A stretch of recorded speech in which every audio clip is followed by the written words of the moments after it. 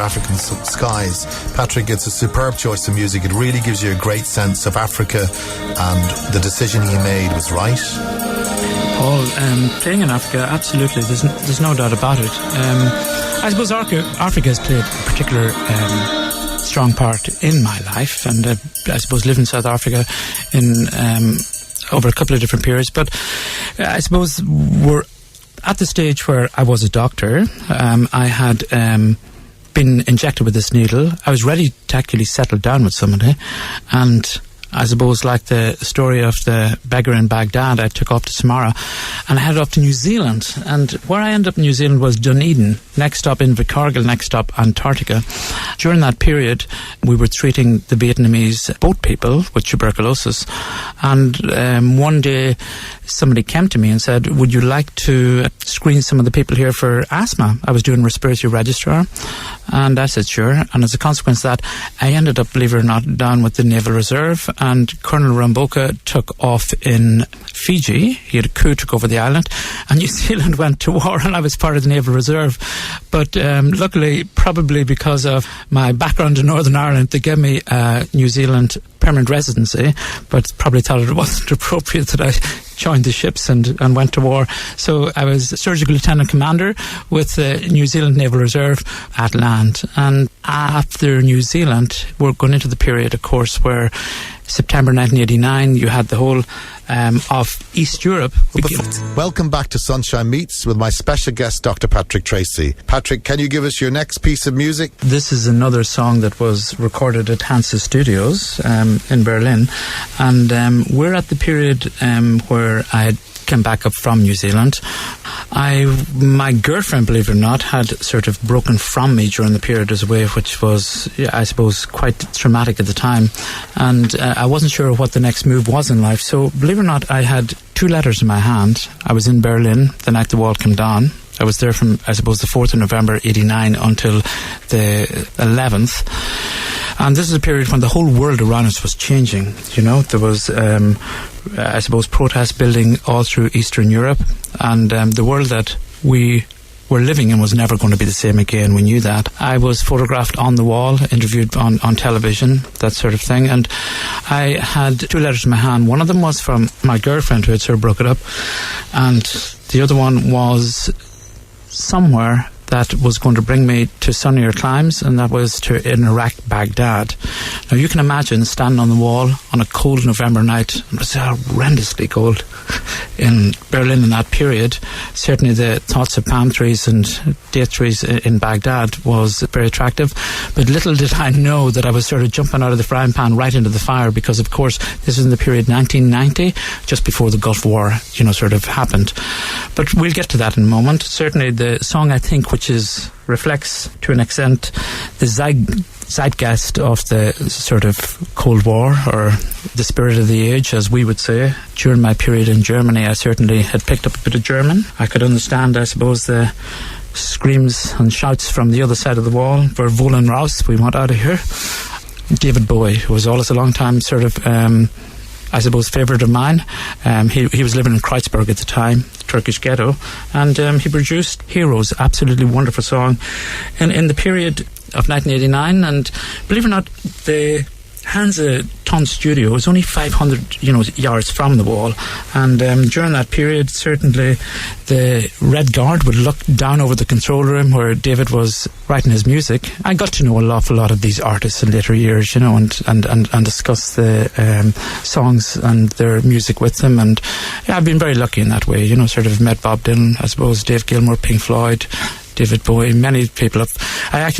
David played guitar for me once under a candle in a room. He played Major Tom. That's another day's story, though. Yeah. So, Heroes by David Bowie.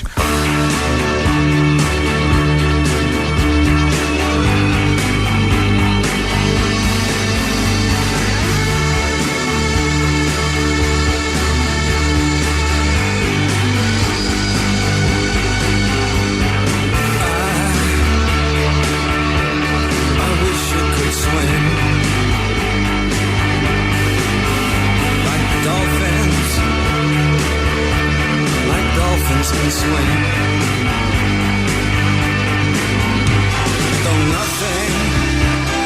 Nothing will keep us together. We can beat them forever and ever. Oh, we can be heroes just for one day.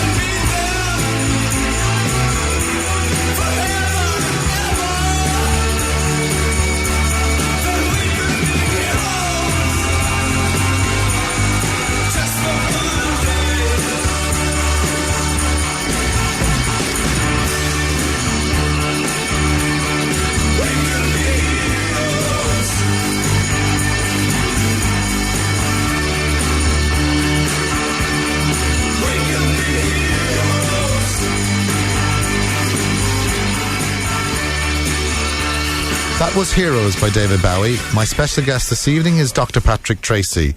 You were talking to me about standing on a cold wall in Berlin, Patrick, and you got a job offer from Baghdad. Did you make it to Baghdad?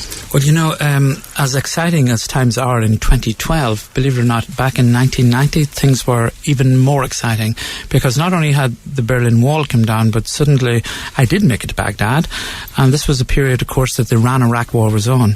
And when I went into my apartment on the first night, the windows were just covered in black tape, you know, and I was saying, what's all this about? And that was in case a missile hit from Tehran in the middle of the night, that the glass wouldn't splinter, you know, sort of and cut on you. It was the period of the War of the Cities was just about ending. And I started my first day, I suppose, working in the hospital. It was absolutely a wonderful experience, but the card they had given me was a Nissan Patrol by Staff Health. My nurse was Pauline, but the nurse that was there before was Daphne Parish. And if you remember, in the period, Daphne Parish had been arrested with Fazrov Bazrov, who was a journalist from the Guardian newspaper, or the Observer, I think it was the Guardian actually, and they'd been out at one of the missile sites that had blown up where 300 people were killed, and they'd been held, and Iraq probably acted a little stupidly to an extent, because they beheaded Fazrov Bazrov, they gave Daphne Parish a life sentence, and the car that they had used to collect some soil samples, you know, out of the missile site was the car that was given me on arrival in Baghdad. It was a Staff Health, you know, sort of Nissan Patrol from the Ibn al-Battar hospital. I found Baghdad absolutely fascinating. You know, this was a city that was once, you know, the centre of the known world. This was a city where Tamerlane the Great in 1284 had come and killed 300,000 people. You remember they said that the waters of the Tigris ran red with the bloods of the people for 3 days, and then blue with the ink from all the libraries. So when the Mongols came, and Tamerlane the Great was, I think, the grandson of Genghis Khan, they wiped out all civilization. And this was a city, believe it or not, that was doing gallbladder removals, was doing cataract, replacements, and was putting on plaster of Paris when the streets of Paris and London were still filth dirt beds, I mean, it's only about the 17 or 1800s that suddenly you've got a sanitation, we'll say, in the European cities. But these things all existed in Baghdad in that period. Now, the Mongols destroyed the city. They knocked back, I suppose, to a period of almost 26 miles on either side of the Tigris, all the irrigation. You remember the Hanging Gardens of Babylon, everything got there. They wiped out all that. But rather to I suppose, bore you with the background to the history of it, it's just that I found the city so fascinating. I suppose most places where I travel, I would tend to feel the spirits of the ancestors around me in a way that other people never did. And I found that particularly in Africa, Cecil Rhodes and a lot of other people. But we were treating patients in a tertiary referral centre. One of my jobs was particularly 2 or 3 o'clock in the morning, patients who had aplastic anemia or no immune response. They were in ICU. They developed blood poison, septicemia. I'd have to go and tap them for, I suppose, in 3 different places to get blood cultures. And we did notice, believe it or not, that an awful lot of the people were coming from Kurdistan, up in the north near Suleimani and on the border with Iran. A suspicion had, I suppose, gone round the hospital, or rather a rumour did, particularly after the Sunday Times produced, I suppose, documented evidence that in Al-Habalya, Saddam Hussein's army had dropped Cyclone B and some other forms of gas and had wiped out 5,000 or 5,500 of the population. Terrible.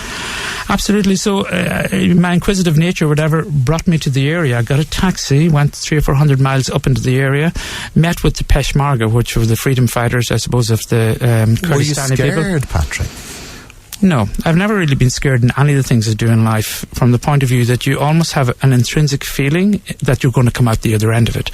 I travelled in a period, I suppose, when there was no emails, no text messages, and as a consequence I often had to travel alone. I went, I suppose, into the area, and on the way back out again we were arrested.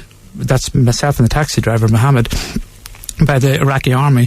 Things got a bit rough then. They held me in the police station. They didn't get all my photographs. They certainly took some of them, and they gave me a year's jail sentence. So you actually took photographs of everything you'd seen at that time? Oh, absolutely. As well, don't forget also I'm writing, during this period. You know what I mean? I originally had written, sort of a cameo thing for Manor Herald. Then I also, had got a column with the Irish Medical Times and with the sort of Irish Medical News.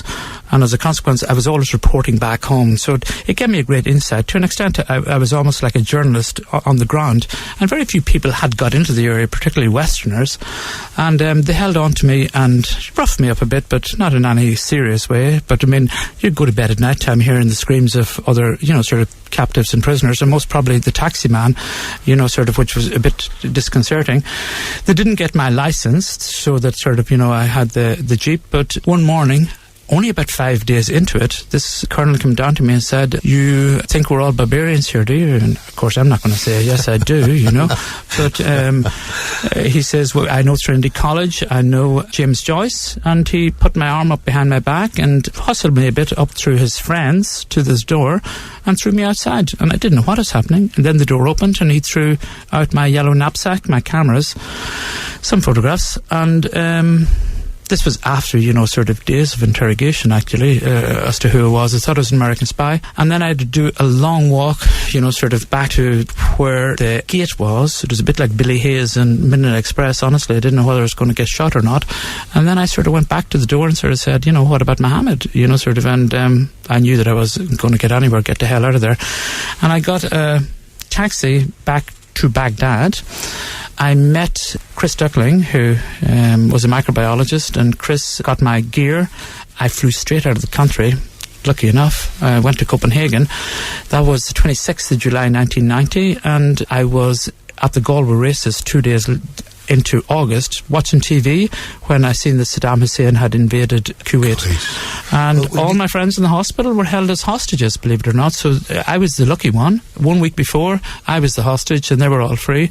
And then here I was standing looking at the television, and 450 of my friends in the hospital were all held as the hostages in Desert Shield.